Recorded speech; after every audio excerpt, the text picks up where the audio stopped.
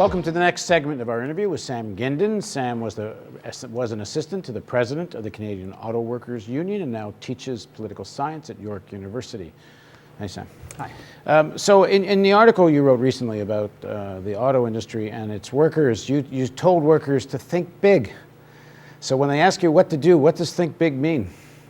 Okay, well, three things. The first is not necessarily so big, but it's fundamental, and that is that you don't accept this notion that your bargaining is going to be determined by non-union plans. So you have to resist concessions. You just have to appreciate the fact that when you make concessions, it just leads to them asking for more. They find out they got this great thing, they just come to you and ask for concessions. So what do you do to the workers that feel there's a gun at their head and the plant's going to close? Yeah, no, I think that to be honest about it, you know, at that level, that's why I would just start with that. To be honest about that, the fact is that workers are in an incredibly tough position.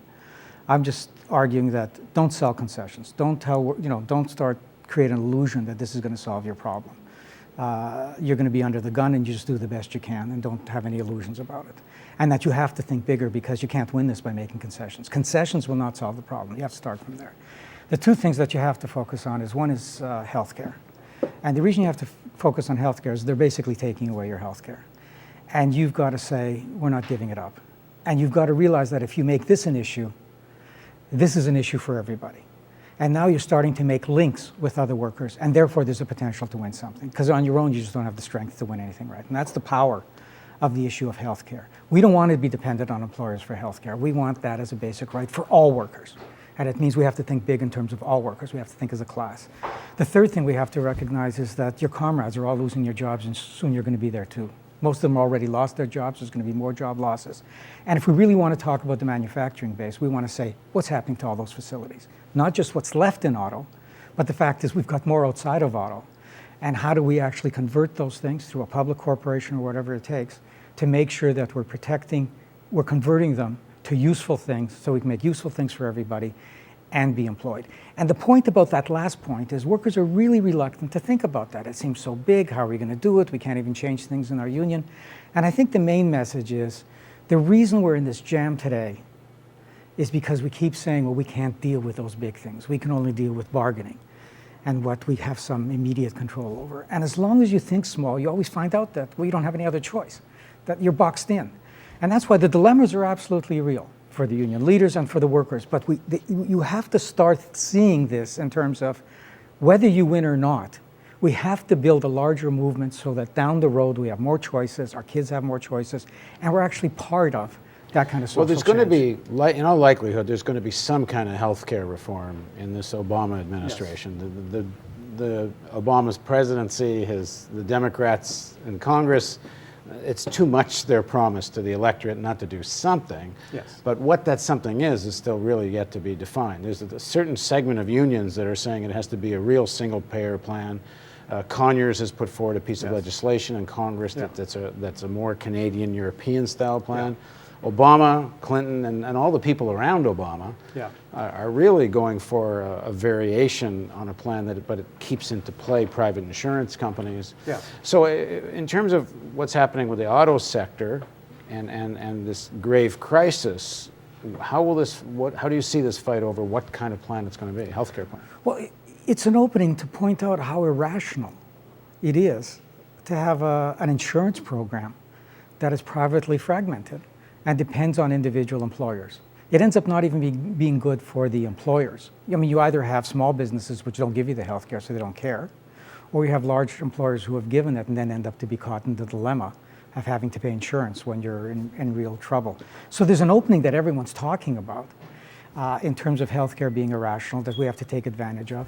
And there is this crisis where, you know, we have to get into our heads how much they're doing that is radically different. They're dropping money around, they're zero interest rates, tons of stimulus like no one's seen since the Great Depression. There's big things going on. We have to say, look, part of the big things is that we have to do something that actually isn't that radical. Everybody has it. And what about the other side? What about the other argument? The other argument goes, let the companies go down, let them go bankrupt, let them go out of business, dump their debt. The bondholders and everybody holding all this debt loses, and start again with fresh companies. Well, I mean, the reality, what makes that so difficult to contemplate, is that the auto industry still is very important. I mean, the notion of General Motors and Chrysler and Ford going into bankruptcy, what it really means is that nobody will buy their cars. They'll be finished as an entity. But at some point, does some new group of capital come in, well, buy up the assets, start a new company? It'll be Toyota and Honda who take it over, and there'll be all kinds of, the auto industry is really concentrated in certain communities. It's going to destroy communities. That's why one of the ways of approaching this is to say, why don't we at the community level, like Windsor, which had 10% unemployment before this crisis emerged, why don't we actually say, let's have a community strategy, which includes doing things in the auto industry, taking over the plants that they're not using, public infrastructure, social infrastructure. I think that's the way to think about it rather than just narrowing in on the auto industry. And the problem with letting the auto industry go, frankly, is that at this moment in time, it would be a disaster in terms of the financial markets even.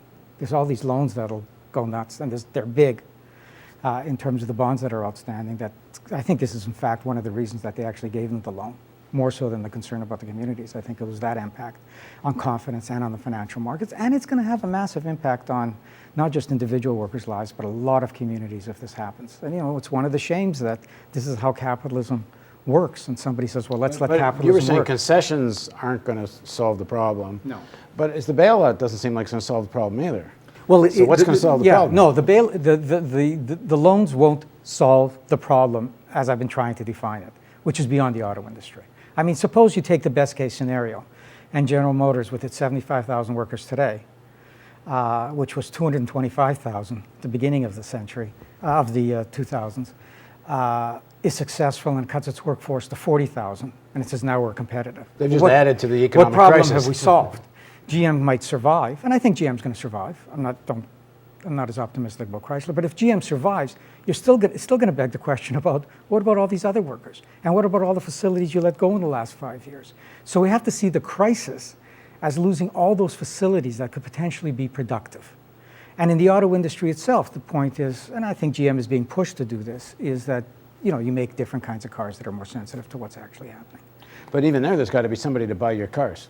Yes. I mean, it's not going to be just GM. Toyota's suffering now, too. That's right. And for that to happen, you cannot have a policy that says we're going to have all the stimulus, but meanwhile, we're going to be laying you off and cutting wages. It isn't going to work. And there's going to have to be something more radical, or it seems like this crisis continues to spiral more deeply. And one of the important things about the Depression is that the more radical ideas, which were implemented by Roosevelt, but they came from pressure from below. And that kind of pressure we haven't seen yet. People are still kind of waiting to see what they are going to do for and a lot of hope the crisis. in Obama. Yeah, and a lot of hope in Obama. And I think that's been, a lot of people have stepped back. For example, the foreclosures that have been happening. You would have thought that there would have been an explosion of frustration because they're so general. It's not just a few people. But I think there was a kind of If there's one thing you'll judge Obama by in the first 3-4 months, that would say, okay, this is something, it's a new direction that might show something that might work, or this is the same old stuff we've seen before. What would be that thing? I would like to say healthcare, but I just don't expect anything on healthcare. I think the legislation on organizing, I think, is crucial. Employee free choice. But I just want to say one reason why I think it's important. I'm not sure that most of the unions that exist today in the United States could take advantage of it. I think they're in really such bad shape that they might not be. But what it might lead to is new kinds of organizations, or splits off from unions, or some of the most dynamic unions actually taking advantage of it to organize in entirely new sectors and lead to the kind of explosion that regenerates the labor movement as a social force. Something like happened in the Great Depression. And so that's why that is so important.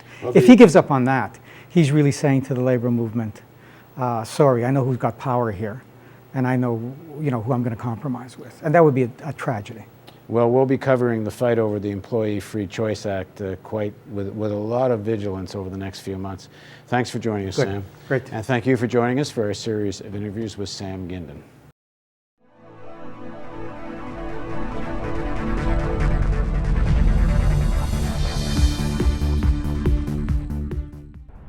Donate today and receive a new documentary film available to members of the Real News Network. The History of the National Security State with legendary author Gore Vidal. Bonus features of the DVD include an in-depth response to Vidal from ex-CIA analyst Ray McGovern, who served under 7 U.S. presidents, an exclusive interview with Colin Powell's former Chief of Staff Larry Wilkerson, and an insightful interview with oil policy analyst Antonia Juhas. The news magazine of the screen.